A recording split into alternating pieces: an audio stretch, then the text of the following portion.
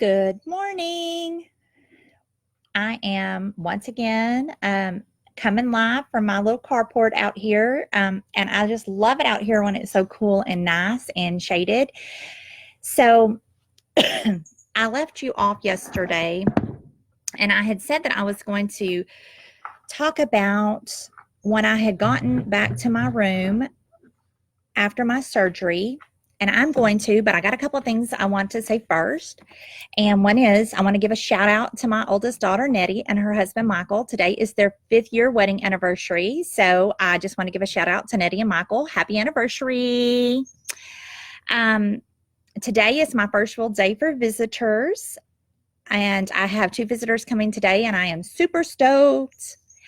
The next thing is today is day 2 of being back on all of my muscle medication. So yesterday was a pretty good day for muscles, and today is day 2 for my muscle medicine, and so we're going to see how that goes. So far so good, and I'm really stoked about that.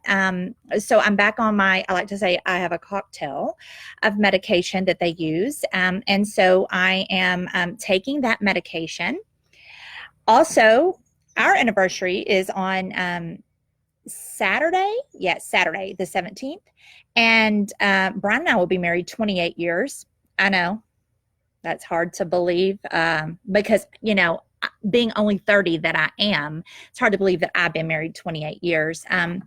But I'm really excited because I get to go on, we're going to get to go out to eat tomorrow night as long as I'm feeling up to it. My job is having a little meal, and my husband has decided, you know, the warden, that I am going to be allowed to go to the meal as long as I am well rested, have stayed plenty hydrated, and I'm feeling up to it. So the goal for tomorrow is to rest and be ready to go out to the meal tomorrow night. However, that presents a new problem for me because that means that I have to find something to wear. I know that doesn't sound like a big deal to some of you, but even this morning as I put on this little dress right here, you see it is a V-cut dress. It has a band right here. So I am super flat. But one on the positive side is that it made the dress longer. It was a little bit short before, and now it actually comes all the way to my knees. So, you know, pros and cons. But I do want to feel, I guess, confident tomorrow as I go out, because it will be kind of our anniversary thing. Brian doesn't care if I'm in my gown. He could care less, but I want to feel that way.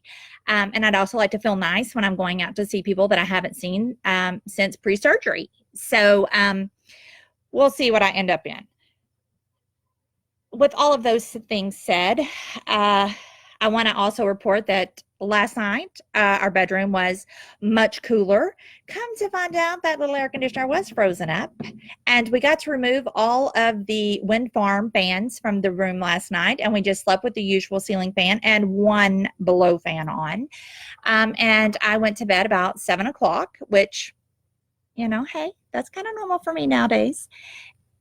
And about, I guess, 11, I woke up, and I call Brian in the living room if I need something, because still getting out of bed is a little bit painful under the arms when you have to get out of that bed. And I just like to see him. So I called him and I said, hey, it's cold in here. So he brought me my pretty pink blanket that has my family on it that I've been using, that they made for me for the hospital. And then I was snug as a bug in a rug. But, you know, that only lasted for a few hours till about 1 o'clock. And then I had that little melting down episode. But I was happy because I could take my own blanket on and off at that point. I also don't know if any of you play musical beds at night. I don't have any small children, but I still play musical beds. We have dogs, and they're not small dogs. They're Mastiff mixes.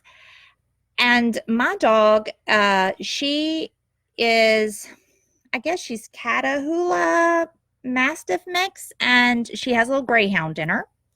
And she was a rescue. And the people that we had gotten her from, well, actually, someone rescued her from them, and then they couldn't keep her. So we're the third family. But we're her permanent family, and I've had her for several years now. And her name is Lily Grace. And I gave her the middle name Grace because I had to have a lot of grace for her. Because when she came here, she didn't have a lot of manners. She, she thought the trash was a table, just a smorgasbord, a buffet for her. And she also, being very, rather large dog and a pretty good big tongue, I also thought that so was my countertops and different things for her. So I had to have a lot of grace in training her. But I did, and I love her. And something about her and I bonded right away. I mean, from the moment she came, she and I bonded instant. But I don't like to share my bed with big dogs because they like to hog the bed. So at night, since I go to bed so early, Lily does come in and lay in the bed with me. I tell her, come and get in bed, Mama, and she comes, gets in bed with me, and she lays there with me until Brian comes to bed, and then she leaves. She exits the bed, and Brian comes to bed. And so I say it's a rotating bed. And when he comes to bed, he brings the big mastiff to bed, our male, because Brian has had leg cramps since he had back surgery. And we've done all the things that people have said to do. And magnesium definitely helps. But it is a nerve thing for him. And he doesn't have them all the time, but he has them sometimes.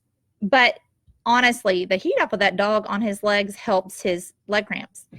Now, I'll tell you, there's nothing funnier than watching that man jump out of bed in the middle of the night with a leg cramp. But I know that it hurts him really bad. But I can't help but giggle when he's dancing beside the bed. But Simba warms his legs, and he lays on Brian's side of the bed, not on mine, because he's a bed hog. And he warms his legs, which doesn't bother me because they stay on their side. So, but we do have a little bit of musical bed at night. So I don't know if any of y'all experience musical bed, but Lynette experiences musical bed. But last night was a much better night's sleep. I did go to the gym yesterday. I posted that. I just want to say that I got a quarter of a mile in at a very slow turtle pace on the treadmill, and I did well. I didn't have any issues from walking on that from my surgeries. My muscles cried some just from my myasthenia and lack of use, because I have been laying around now for, oh my gosh, at least a month or more, and I haven't been to the gym in about 2 months, partially because my myasthenia has been acting up.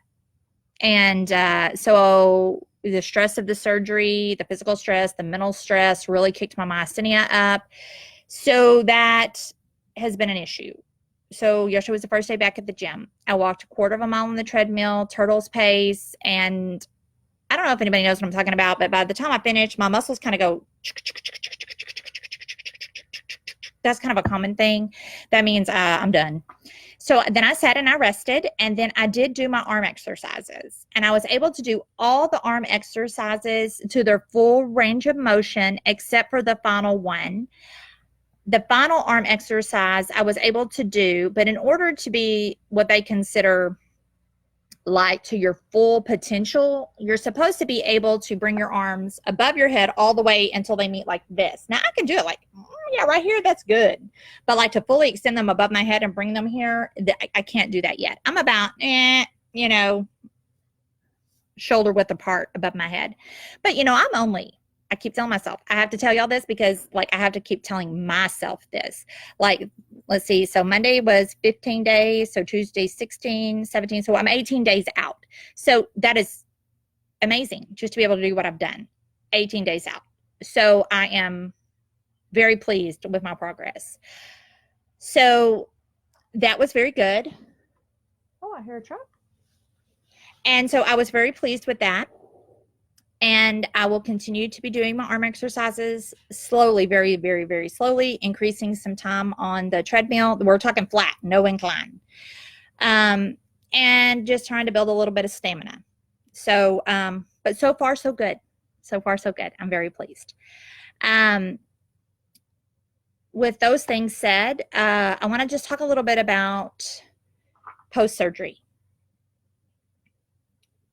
Now, before I went in to get my mastectomy, they had taken me back to radiology. Well, it's like nuclear medicine. And they had done an injection so that they could find my sentinel node. And they put a radioactive dye, it's blue. And so around your nipple, around the areola of your nipple, they, and this camera and me, they inject like north, south, I don't know which way to go, east and west. They west, east, however, they inject a dye. And there's no numbing, there's no anything. They just take a teeny tiny needle, they stick it in there, and they inject the dye. Now that sounds like, oh, that's not painful. It feels like you're stung by a red wasp 4 times. Now, to some of you, that's not very painful. So let's say a stinging scorpion for those of you who it's not very painful, or you don't even feel it. It's not horrible by any means, but it stings. The first 3 weren't that bad, but for me, the 4th one, I got a little tear. And but I blinked it out, and it wasn't that bad. It just stung for a few minutes, and then it was done. I knew that was one of the most important things of my mastectomy that had to be done. That was going to find the lymph nodes that were my primary lymph nodes, that they would be taking out and looking at during the surgery to see if there was cancer. So I knew the importance of that exam. Of that testing. And so they inject that blue dye before surgery ever happens. So after surgery, when I got back to my room, they take me up. I'd seen my family, had passed them in the waiting room, and they had taken me onto my room. My nurse that I had, she is from a different culture than ours. And so I think that I'll only say that because I think that makes a difference in maybe her bedside manner that she had. She wasn't as personable maybe as I would like. I told the nurse manager the next day when she came around to check on her staff and see how my care was and those kinds of things. Now, maybe I have high expectations because I taught nursing for several years, and we really want to work on our nursing students' soft skills is what we consider them, which is your bedside manner. It's very important to help your patients feel safe and feel confident in your skills and comfortable and like you genuinely care for them. I at no time felt that my nurse was incompetent, because if I had, believe you me, I'd have made a stink. You know that I'm not necessarily quiet. She was very competent. She was very meticulous. I have no complaints in that regard whatsoever. I don't need excessively warm and fuzzy, but I do need communication, and I need nice. She was a little short of my family when I first came into the room, and I said, I'm afraid this nurse and I might have some issues. But she did allow people to come in. My mom was able to come in, kiss me bye, my sister, and they left. Mike and Miriam were able to come in and speak with me, and then they were on their way. Mama Emma came in, and she loved me, and she was on her way. And my daughters came in, and they saw me for a minute, and then they were kicked to the waiting room. And Brian stayed with me the entire time because he wasn't budging. The nurse, she did her assessment, and she drained my drains, and she did all of these things, but she never did a complete assessment. She was very choppy. And for nurses out there, you're going to understand what I'm saying. You have to ask these questions. You have to get a full head-to-toe assessment of your patient. You have to be taking vital signs every 15 minutes when somebody comes straight out of surgery. There's just certain things that you have to do. It's a very hectic time. And to be really honest, as the patient, I don't want to be answering 900,000 questions. I just got dilaudid. I just came out of surgery. I'm tired. I don't care. I was trying to answer her questions as nicely as I could. And I think if you ask Brian, I was being very nice. I think I had more patience for her than he did. I was trying to be helpful. I never told her I was a nurse. I just cooperated with her and let her do her thing. I remember that by the time I thought that she was through, and I explained to her that I needed to go to the bathroom. She was completely exasperated by then, because she was just overwhelmed. And she literally threw her arms to her side and goes, oh, now? And I said, well, I'm sorry it's an inconvenience. I've tried to hold it the whole time so that you could finish your assessment. But yes, now I have to go now. And she stood there and she looked at me for a minute and she goes, oh, you're not an inconvenience. And I remember tearing up. And when I started to tear up, my husband's bear starts to come out. And I look at her and I said, well, that's how you've made me feel. And there was like a light switch that went off in her. And, you know, I think for a moment there, she began to see me not as a mastectomy patient, but as her patient. I was no longer a mastectomy procedure and an oophorectomy procedure. I was a patient. And my daughters had had all the time they wanted sitting in the waiting room. And so they decided they were coming to check on their mama. So they came in, and while I was in the bathroom, and they brought in some of my things, and I have a cup. I'm not drinking out of it today, or I would show it to you, but it is one of these types cups.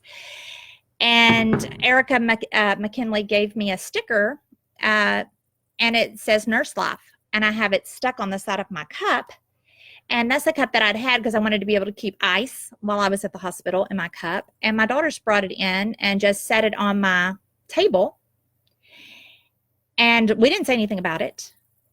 And we went on about our business. And I remember after I finished going to the bathroom that I tried to wipe. And this may be TMI for y'all, but it's real. I couldn't wipe. And the tears were real. I remember I was able to stand up on my own. I see tearing up now just thinking about it. I was so happy that I could stand up on my own, that my muscles were strong, because that's huge for me. I've not been able to stand up on my own after surgery very well.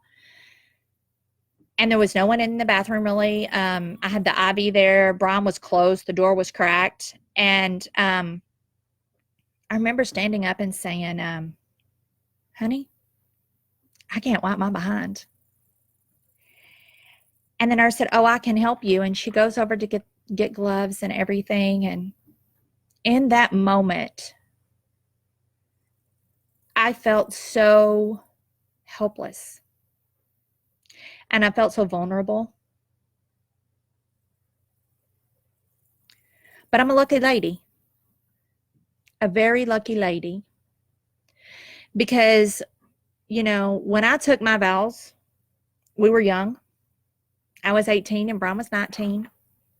You don't really think that when you take those vows that for better or worse, for sickness and in health, is really going to apply to you. But it does. And like I said, we're fixed to have 28 years under our belt. And my Romeo wiped my behind. It's not something I'm proud of in some ways, but it's something I cherish. And that's in my heart, because you know what? I'd have wiped his in a second. So that he wouldn't have had to have anybody else do that for him either. And he made sure that I was clean and that I felt good about myself. And as I stood there, with the tears that I have right now were the same ones that day. And I looked down in that pot and I said, oh my God, my pee is blue.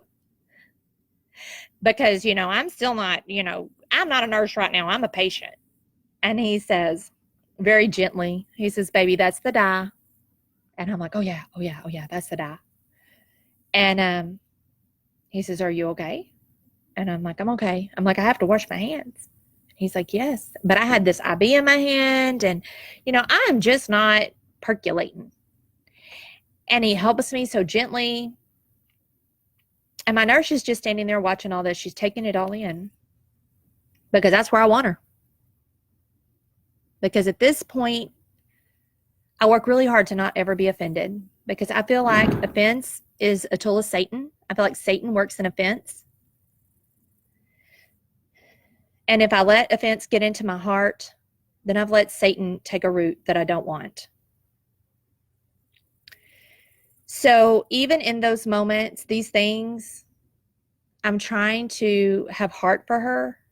And I'm trying to think that maybe she's just overwhelmed because that's what I saw in her. And I'm trying just to love her where she is. Even in my state. And Brian helps me back to the bed, and then she helps Brian with the IV, and she shows him how to put it beside the bed and how to plug it in and do all of these things. And I did see something change in her. And she said, at that point, she says, well, let's finish this as quickly as we can. I can see that you're getting tired. And I was like, yes, ma'am, I am, and I'd like to see my girls.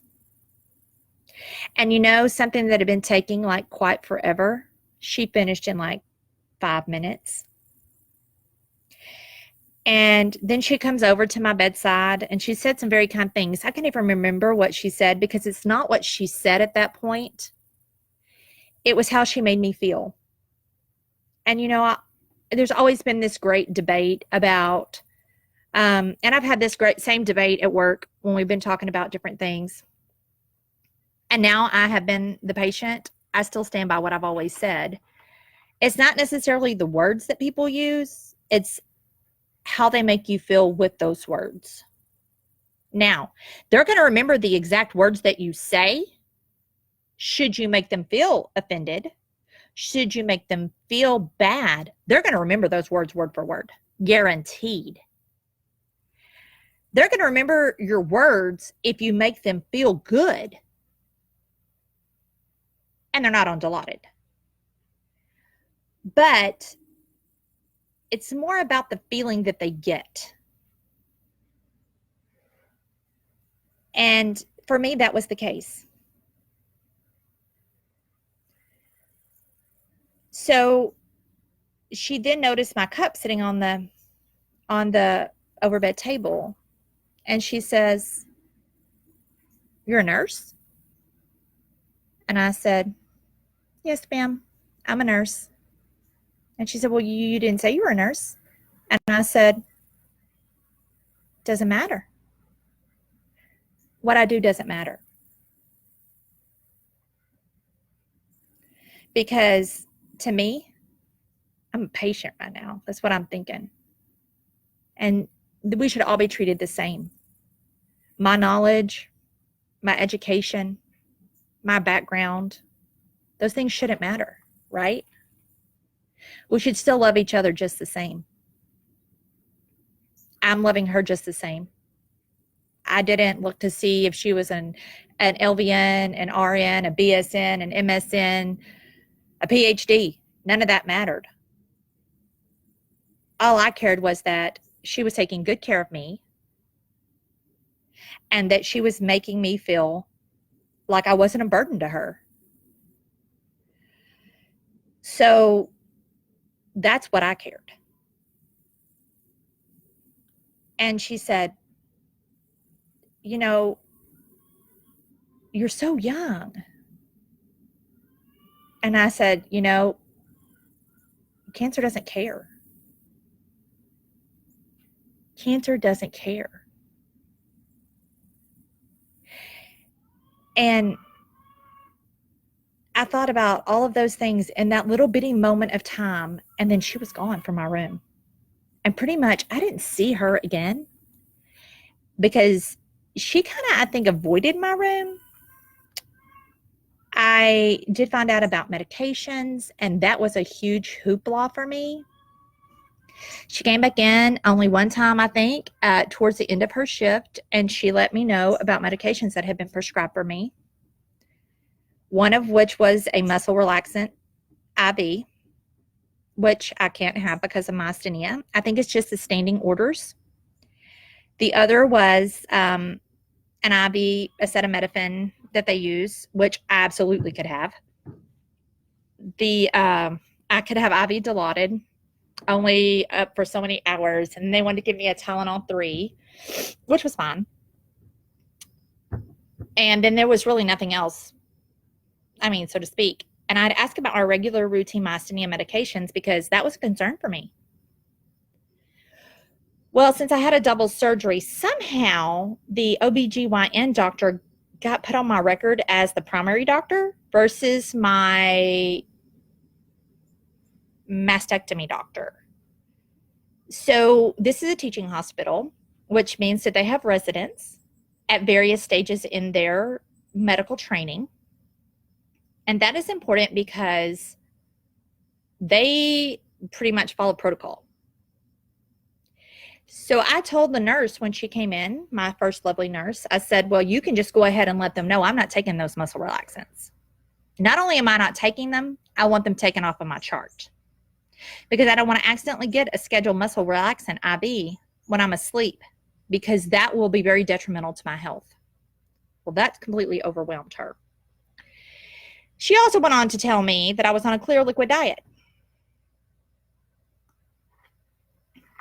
I'm just here to let you know, I'm surprised there's a roof on the hospital at Methodist because I let her know real quick and in a hurry that I was not going to be on a clear liquid diet. That I knew that if I had only had the surgery from the OBGYN, they would have discharged me. And if they had discharged me, I would not be on a clear liquid diet. That I could be eating anything that I wanted. And I was very hungry. And I wanted food. And I was going to get food. One way or another. I was having food. I knew my family had donuts, powdered donuts, in a bag, sitting on the floor, right over there. And they also had some Pringles. Now, I don't know about you, but this girl can live on powdered donuts and Pringles. Like, serious. And this girl told me I can't have nothing.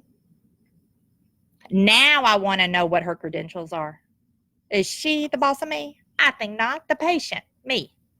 I'll make my own choice. So she just decided real quick she's going to shift the buck. So the next nurse I see come in the room, there's another nurse that comes in the room and she erases the other girl's name off the board and she tells me, I can't even remember this girl's name. She says, okay, I'm going to be your nurse tonight. Is there anything that I can get you? And I said, yes, let's just start from the beginning. Number one, we need to address my medications. And number two, I need to eat. And I explained everything to her that I just explained to you about how I knew I would not be NPO. I wanted my medication straightened out. Everything. Well, it's maybe 20 minutes later, there's a new nurse in my room. She goes over to the board. She erases the other girl's name. She puts her name on the board. Now, mind you, I'm a nurse. So when she puts her name on the board, I said, so I'm the problem patient, huh? Nobody wants to be my nurse tonight. And she said, now that's not it. You know, we all take turns being charged, and the other nurse is going to be charged tonight, and I am going to take your case over. I said, okay, yeah. So I got the big black X up there by my name. Everybody's saying, don't go in her room. She's a nurse, and she's a witch. She's very demanding, and all of those things. Is that basically what they're saying? I said, because all those things could be very true. I said, but I am my own patient advocate, and so it is what it is. And she said, well, my name is Olda, and I'm going to take care of you. And I thought to myself, well, we're just going to see about that now, aren't we? And she said, so you tell me what the problem is. And I said, okay, here we go. I'm going to tell you everything that I've told everybody else. And I explained all of it to her, everything. She said, okay, I'm going to take care of this. She said, I don't want you to worry about it. I'll be back in just a few minutes, and I'm going to have it taken care of.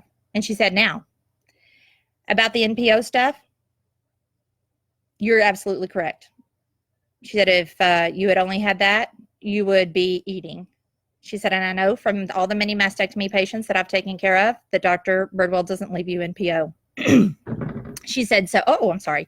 She said, so if you eat, and I don't know, before I get this order, it's not going to matter.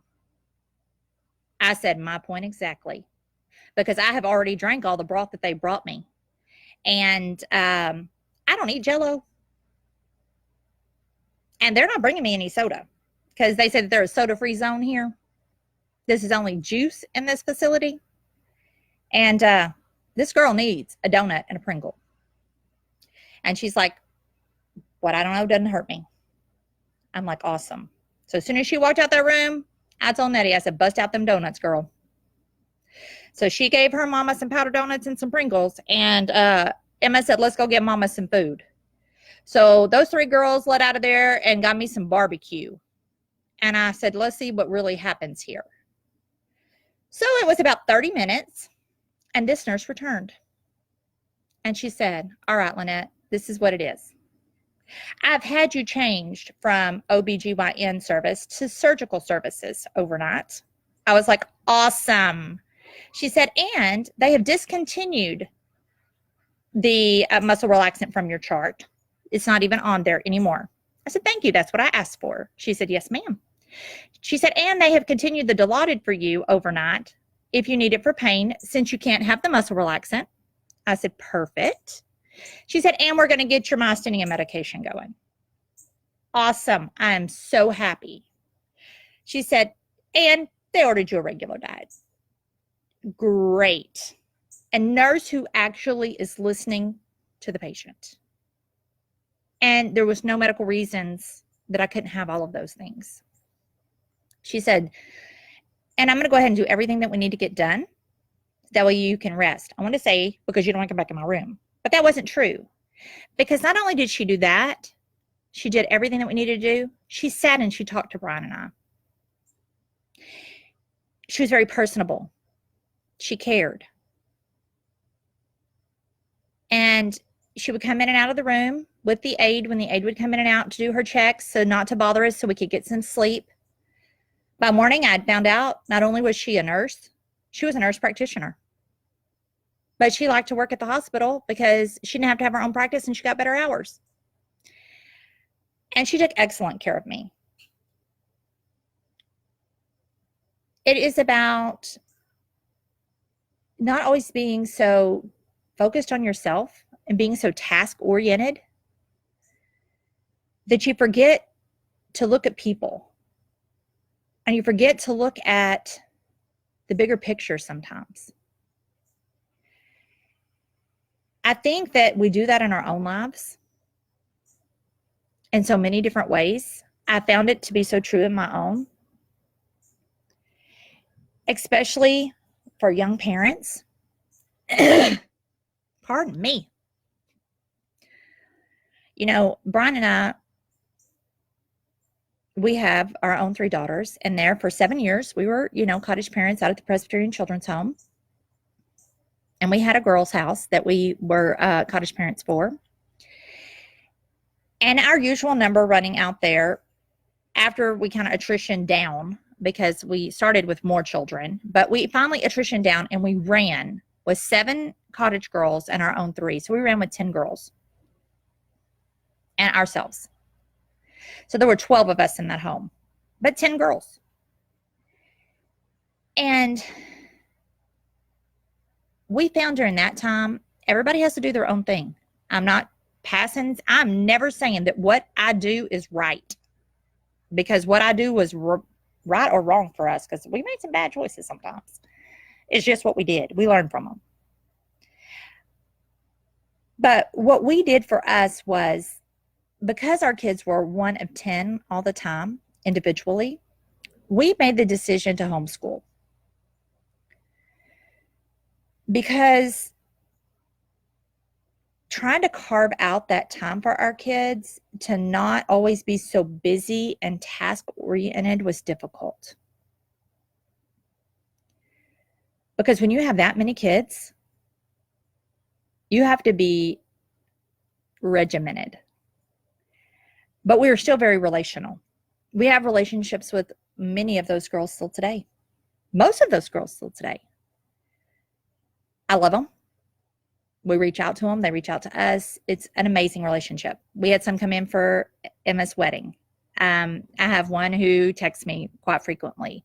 We have gone and seen some on our vacations. We love these kids. But it's because in that time, the Lord taught us a little bit about, it's not always about getting them where they need to be on time, allowing them to do every single activity. Because with that many kids, we had to make some rules about, you can't be in every single sport. You can't have every single, activity that you want, because there's only 2 of us. And we can't get you to everywhere you need to be all the time. And we ran our house like it was a family. Like, we looked out for each other. We went to each other's events. We went to each other's basketball games. We went to each other's band concerts. We went to each other's football games. Because when push comes to shove, we're all each other's guy. Even today. And we wanted them to know what a family looks like. Not just the cottage girls, but our own girls. And that what you do for family. And sometimes that's sacrifice. Sometimes you sacrifice yourself for them. So don't lose sight of the big picture and what you really want your children to learn, or what you're really trying to learn yourself, out of feeling like you have to give them every opportunity in the world. Because those are things that you may look back on later and think, well, maybe we didn't need to do all of those things. We were so busy, we missed that quality time together. We were so busy running, and we're so busy doing so many things, that we didn't get to spend as much time together as I wish we could have. So it's just food for thought for you. It's things to think about as your kids grow. It's things to think about as you go on through life. Kids need opportunities to play. Kids need opportunities to grow. I'm not saying that. I'm not saying don't do sports. Our kids did sports. I'm not saying don't do piano. Our kids did piano. We did dance. We did gymnastics. We did debate. We did all kinds of different things. But I'm just saying, look at the big picture. Keep it in perspective. And remember what's important. What do you really want them to get out of life?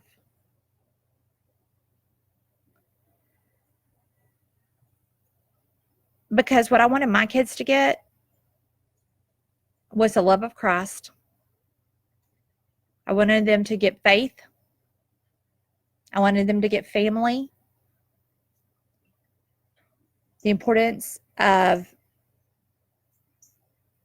the closeness of their sisters, the closeness of one another,